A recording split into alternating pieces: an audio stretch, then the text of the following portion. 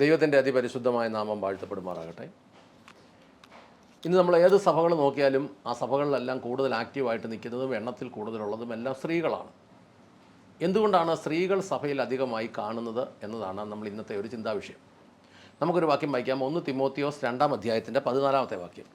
ആദാമല്ല സ്ത്രീ അത്രേ വഞ്ചിക്കപ്പെട്ട ലംഘനത്തിൽ അകപ്പെട്ടത്. വഞ്ചിക്കപ്പെട്ടത് ആദാമല്ല,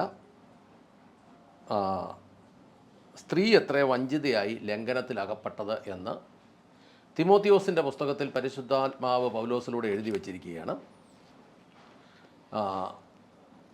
ഇതിനകത്ത് നമുക്ക് ചിന്തിക്കാൻ, ഈ വഞ്ചിക്കപ്പെട്ട് കഴിഞ്ഞ ശേഷം സ്ത്രീ വഞ്ചിക്കപ്പെട്ടെന്ന് ഇവിടെ എഴുതിയേക്കുന്നത്, സ്ത്രീ പാപം ചെയ്തു എന്നല്ല, സ്ത്രീ വഞ്ചിക്കപ്പെട്ടു എന്നാണ് എഴുതിയേക്കുന്നത്. അപ്പോൾ ഈ വഞ്ചിക്കപ്പെട്ടതിനെക്കുറിച്ച് പറയുന്നത് ഉൽപ്പത്തി പുസ്തകം 3-ാം അധ്യായത്തിൻ്റെ 15-ാമത്തെ വാക്യം നമുക്കൊന്ന് ശാന്തമായി വായിച്ചു നോക്കാം. ഞാൻ നിനക്കും സ്ത്രീക്കും നിന്റെ സന്തതിക്കും അവളുടെ സന്തതിക്കും തമ്മിൽ ശത്രുത്വം ഉണ്ടാക്കും. അവൻ നിന്റെ തല തകർക്കും, നീ അവൻ്റെ കുതികാൽ തകർക്കും. നിനക്കും സ്ത്രീക്കും തമ്മിലും ദൈവം സാത്താനോട് പറയുകയാണ്, അല്ലെങ്കിൽ പാമ്പിനോട് പറയുകയാണ്, നിനക്കും സ്ത്രീക്കും തമ്മിലും നിന്റെ സന്തതിക്കും അവളുടെ സന്തതിക്കും തമ്മിലും ഞാൻ ശത്രുത ഉളവാക്കും. നമ്മൾ ഈ മുന്നോട്ട് അടുത്ത ദിവസങ്ങളിൽ വരുന്ന ഒരു വീഡിയോയിൽ ഈ സാത്താൻ്റെ സന്തതി എന്ന് പറയുന്നത് എന്താണ് എന്ന് നമ്മളൊരു വീഡിയോ ആയിട്ട് തന്നെ ചെയ്യാൻ ഉദ്ദേശിക്കുന്നത് കൊണ്ട് ആ വിഷയം നമ്മളവിടെ നിർത്തുകയാണ്. അത് നമുക്ക് അന്നേരം ഡീറ്റെയിൽ ആയിട്ട് പറയാം.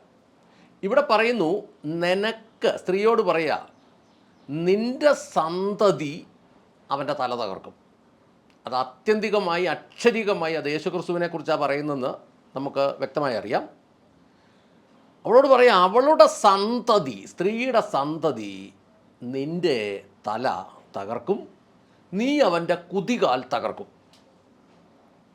അത് സത്യത്തിൽ ഇത് പാമ്പിനോട് പറഞ്ഞ ഒരു ശാപമാണ്, സാത്താനോട് പറഞ്ഞ ഒരു ശാപമാണ്. ഇത് യഥാർത്ഥത്തിൽ സ്ത്രീയെ സംബന്ധിച്ച് അനുഗ്രഹവുമായിരുന്നു, പ്രതീക്ഷയുമായിരുന്നു. ദൈവം പാമ്പിനോടാണ് കൽപ്പിച്ചത്. നമ്മളതിൻ്റെ 14-ാമത്തെ വാക്യം വായിച്ചാൽ അതിങ്ങനെ വായിക്കാം. ദൈവം പാമ്പിനോട്, യഹോവയായ ദൈവം പാമ്പിനോട് കൽപ്പിച്ചു, നീ ഇത് ചെയ്തതുകൊണ്ട് സകല കന്നുകാലികളിലും കാട്ടുമൃഗങ്ങളിലും വെച്ച് നീ ശപിക്കപ്പെട്ടിരിക്കുന്നു. നീ ഉരസുകൊണ്ട് സഞ്ചരിച്ച ആയുഷ്കാലമൊക്കെയും പൊടി തിന്നും. ഞാൻ നിനക്കും സ്ത്രീക്കും തമ്മിലും നിൻ്റെ സന്തതിക്കും അവളുടെ സന്തതിക്കും തമ്മിലും ശത്രുത ഉണ്ടാക്കും. അവൻ നിൻ്റെ തല തകർക്കും, നീ അവൻ്റെ കുതികാൽ തകർക്കും എന്ന് 2 വാക്യങ്ങളിൽ നമുക്ക് വ്യക്തമായി മനസ്സിലാക്കാൻ പറ്റും. അതായത് ഈ വിലക്കപ്പെട്ട ഫലം കഴിക്കരുതെന്ന് പറഞ്ഞ നന്മതിന്മകളുടെ അറിവിൻ്റെ വൃക്ഷത്തിൻ്റെ ഫലം ഭക്ഷിച്ച് ദൈവകൽപ്പന ലംഘിച്ച് നിൽക്കുമ്പോൾ പോലും ദൈവത്തിന് മനുഷ്യനോട് സ്നേഹമായിരുന്നു എന്നുള്ളതാണ് സത്യം. ഒന്നാമത് കേരളത്തിൽ ഇതെല്ലാം ശാപം ശാപം ശാപം എന്നാണ് പറഞ്ഞു പഠിപ്പിക്കുന്നത്.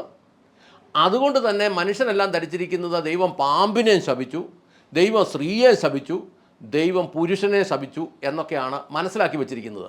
ഞങ്ങളൊരു ട്രയൽ റൺ പോലെ ഇതിന് മുമ്പിലുള്ള വീഡിയോകളിലെല്ലാം ഇത് ഞങ്ങൾ ഈ ഒരർത്ഥത്തിലാണ് പറഞ്ഞു വന്നത്, ശാപം ശാപം ശാപമെന്ന്.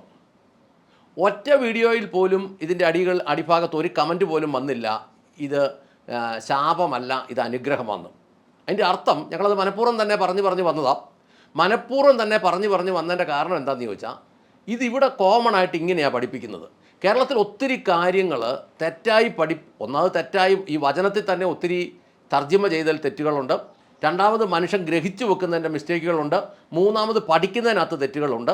അപ്പോൾ അതുകൊണ്ട് തന്നെ ഇത് കേരളത്തിൽ മൊത്തം പഠിപ്പിച്ച് വെച്ചേക്കുന്ന പാമ്പിനെ ശപിച്ചു നീ നശിച്ചു പോകട്ടെ, സ്ത്രീയെ ശപിച്ചു നീ നശിച്ചു പോകട്ടെ, പുരുഷനെ ശപിച്ചു എന്നൊക്കെയാണ് മൊത്തത്തിൽ പഠിച്ചു വെച്ചിരിക്കുന്നത്. എന്നാൽ നമ്മളതിനകത്ത് നോക്കുമ്പോൾ ഉൽപ്പത്തി പുസ്തകം 3-14 വായിച്ചേ. യഹോവയായ ദൈവം പാമ്പിനോട് കൽപ്പിച്ചത്, നീ ഇത് ചെയ്യുക കൊണ്ട് എല്ലാ കന്നുകാലികളിലും എല്ലാ കാട്ടുമൃഗങ്ങളിലും വെച്ച് നീ ശപിക്കപ്പെട്ടിരിക്കുന്നു. മതി, ഇങ്ങനെയാ പറഞ്ഞത്. നീ ഇത് ചെയ്തതുകൊണ്ട് സകല കന്നുകാലികളിലും സകല കാട്ടുമൃഗങ്ങളിലും വെച്ച് നീ ശപിക്കപ്പെട്ടിരിക്കുന്നു. സ്ത്രീ ശപിക്കപ്പെട്ടിരിക്കുന്നു എന്നല്ല പറഞ്ഞത്, നീ ശപിക്കപ്പെട്ടിരിക്കുന്നു. അതിന് അപ്പുറത്തോട്ട് നമ്മൾ എവിടെ പോയാലും അവിടെ ദൈവം ശാപത്തിൻ്റെ കാര്യം അങ്ങനെ ഒന്നും പറയുന്നില്ല. അതായത് ഈ ശാപം കൊണ്ട് നീ ഉരസുകൊണ്ട് നെഞ്ചുകൊണ്ട് ഒരഞ്ഞ് അല്ലെ വലിഞ്ഞ് നിൻ്റെ ആയുഷ്കാലം മുഴുവൻ നീ ഭൂമി ജീവിക്കേണ്ടി വരും. നീ പൊടിയും തിന്നുമെന്നാണ് കൃത്യമായിട്ട് പറഞ്ഞേക്കുന്നത്. ഇനി ഉൽപ്പത്തി 3:17 നോക്കി, ആദത്തിനോട് പറഞ്ഞത് എന്താന്ന്? മനുഷ്യനോട് കൽപ്പിച്ചതോ, നീ നിന്റെ ഭാര്യയുടെ വാക്ക് അനുസരിക്കുകയും തിന്നരുതെന്ന് ഞാൻ കൽപ്പിച്ച വൃക്ഷഫലം തിന്നുകയും ചെയ്തതുകൊണ്ട് നിന്റെ നിമിത്തം ഭൂമി ശപിക്കപ്പെട്ടിരിക്കുന്നു. കണ്ടോ, അവിടെയും ആദത്തിനോട് പറഞ്ഞത് നീ നിമിത്തം ഭൂമി ശപിക്കപ്പെട്ടെന്നാണ് പറഞ്ഞത്. പാമ്പും ശപിക്കപ്പെട്ടു, ഭൂമിയും ശപിക്കപ്പെട്ടു. മനുഷ്യൻ അവിടെ രണ്ടിടത്തും ആ ഹൗവായും ശപിക്കപ്പെട്ടില്ല, ആദവും ശപിക്കപ്പെട്ടില്ല. ശപിക്കപ്പെട്ടത് ഒന്ന് പാമ്പിനൊരു ശാപം കിട്ടി, മനുഷ്യൻ ഈ പണി കാണിച്ചതുകൊണ്ട് ഭൂമിക്കും ശാപം കിട്ടി. അതുകൊണ്ട് ഭൂമി മുള്ളും ഞെരിഞ്ഞിലും സൃഷ്ടിക്കുമെന്നാണ് പറഞ്ഞത്. ദൈവം അവിടെയും മനുഷ്യനോട് സ്നേഹമാണ് കാണിച്ചത്. അതായത് പാമ്പും ഭൂമിയുമാണ് ശപിക്കപ്പെട്ടിരിക്കുന്നത്, അല്ലാതെ മനുഷ്യനല്ല. മനുഷ്യൻ സ്ത്രീയും പുരുഷനും ശപിക്കപ്പെട്ടവരെന്ന് വചനം പറഞ്ഞിട്ടില്ല. ദൈവം പാമ്പിനെ ശപിച്ചു, സ്ത്രീയെ ശപിച്ചു, പുരുഷനെ ശപിച്ചു എന്നൊക്കെ നമ്മളത് ധരിച്ചു വെച്ചിരിക്കുന്നതാണ്. ഈ മലയാളിക്ക് ഒരു പ്രത്യേകതയുണ്ട്, ചില കാര്യങ്ങൾ ഹൃദയത്തിൽ അങ്ങ് ധരിച്ചു വെക്കുക. ധരിച്ചു വെച്ചാൽ അവൻ പിന്നെ വചനത്തിനകത്ത് പോലും കയറി വായിക്കുമ്പോൾ അവൻ ആ ധാരണ വെച്ചേ വായിക്കുകയുള്ളൂ. അവൻ വിചാരിക്കുന്നത് എനിക്കിവിടെയൊക്കെ അറിയാമല്ലോ. പക്ഷേ ഉൽപ്പത്തി 1, 2, 3 അധ്യായങ്ങൾ ശ്രദ്ധയോടെ പഠിച്ചാൽ നമുക്ക് മനസ്സിലാകുന്ന ഒരു കാര്യമുണ്ട്. ദൈവത്തിന് മനുഷ്യനോട് ഒരു ശാപവുമില്ലായിരുന്നു. ദൈവത്തിന് മനുഷ്യനോട് കരുണ തന്നെയായിരുന്നു. ദൈവത്തിന് മനുഷ്യനോട് എല്ലാ കാലത്തും സ്നേഹമായിരുന്നു. ദൈവത്തിന് ശാപം ഉണ്ടായിരുന്നത് സാത്താനോടാണ്. ഭൂമിയെ ദൈവം ശപിച്ചു എന്നുള്ളത് സത്യം. എന്നിട്ട് പറയുക, സ്ത്രീയോട് പറയുക, നിൻ്റെ സന്തതി സാത്താൻ്റെ തല തകർക്കും. കാരണം ഇതെല്ലാം ചെയ്തു കഴിഞ്ഞപ്പോഴും ദൈവം പറഞ്ഞത്, മകളെ നീ ഭാരപ്പെടണ്ട, ഇവൻ നിന്നെ കളിപ്പിച്ചത് കൊണ്ട് നാളെ നിൻ്റെ സന്തതി ഇവൻ്റെ തല തകർക്കും.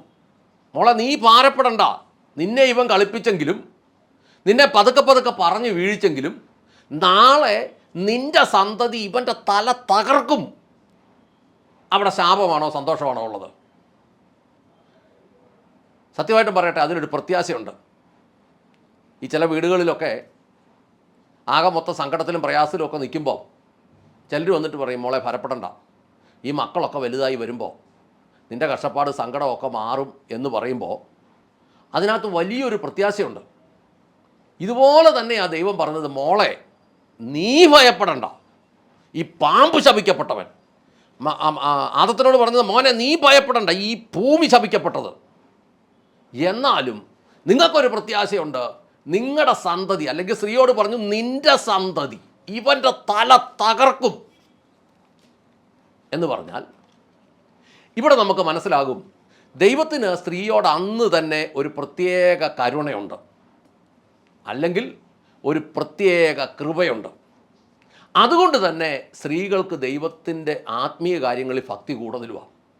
അത് അവർ ദുർബല കഥാപാത്രങ്ങളായിട്ടൊന്നുമല്ല, അത് ദൈവവുമായിട്ടുള്ള ആ ഒരു ബന്ധത്തിൽ അവർക്ക് ഭക്തി കൂടുതലാണ് എന്നതാണ് സത്യം. അന്നും ഇന്നും വഞ്ചിക്കപ്പെടുന്നത് കൂടുതലും സ്ത്രീകളാണ്. പല വഞ്ചനകളും അവർക്കാരോടും പറയാനും മേല. അപ്പോൾ അവരെന്നാ കാണിക്കും? ഇതെല്ലാം ഉള്ളിൽ സഹിച്ച് ദൈവത്തോട് ഏറ്റുപറഞ്ഞ് അവർ ക്ഷമിച്ചും സഹിച്ചും കാത്തിരിക്കുന്നു. എന്തുകൊണ്ടാണ്? കൃപ കൂടുതൽ അവർക്ക് ലഭിച്ചിരിക്കുന്നത് കൊണ്ട്. അങ്ങനെയാണെങ്കിൽ അതുകൊണ്ട് തന്നെയാണ് ഏത് ആത്മീക കോളം എടുത്താലും അവിടെയെല്ലാം കൂടുതൽ സ്ത്രീകളാണ്. ഇനി വിശ്വാസ ലോകം എടുത്താലും ദൈവസഭകളെടുത്താലും അവിടെയെല്ലാം കൂടുതൽ സ്ത്രീകളാണ് എന്നതിൻ്റെ അർത്ഥം നമുക്ക് ഇതിനകത്തുനിന്ന് മനസ്സിലാക്കാം. സ്ത്രീയോട് പറഞ്ഞു, മകളെ നീ ഭയപ്പെടണ്ട, നിൻ്റെ സന്തതി ഈ വഞ്ചിക്കപ്പെട്ടവൻ്റെ തല തകർക്കും.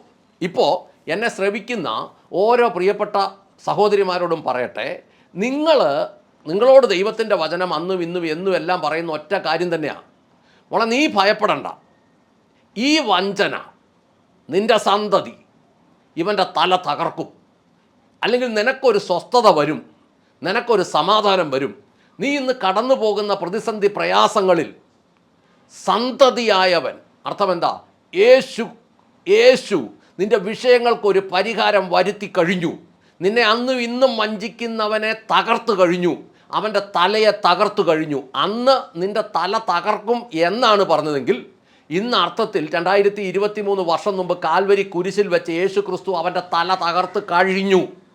തലയില്ലാത്തവൻ അല്ലെ തല ചതഞ്ഞു കിടക്കുന്നവൻ വാലുകൊണ്ടുള്ള പണികളെ ഉള്ളൂ. ഇപ്പം ശ്രദ്ധിക്കുക, തല തകർന്ന് കിടക്കുന്നവൻ വാലുകൊണ്ടുള്ള പണിയാണ് ഇപ്പോൾ ഉള്ളത് എന്ന് പറഞ്ഞാൽ അവൻ്റെ സൈന്യമായി ഇപ്പോൾ കിടന്ന് കളിക്കുന്നത്.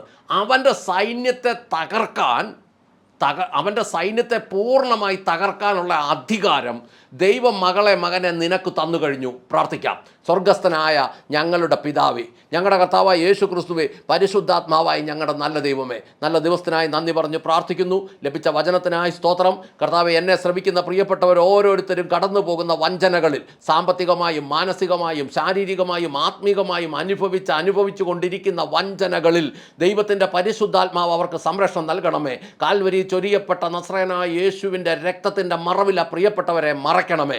കർത്താവെ, അടഞ്ഞുപോയെന്ന് വിചാരിച്ചിരിക്കുന്ന വഴികൾ ദൈവം തുറന്നു കൊടുക്കണമേ. എല്ലാം ദൈവം യോഗ്യമായി ചന്തമായി ഉചിതമായി ചെയ്യണമേ. കൃപയാൽ നടത്തണമേ. അങ്ങ് പ്രാർത്ഥന കേട്ട് അനുഗ്രഹിച്ച കൃപയ്ക്ക് നന്ദി. യേശു ക്രിസ്തുവിൻ്റെ ധന്യമുള്ള നാമത്തിൽ തന്നെ. ആമേൻ, ആമേൻ, ആമേൻ.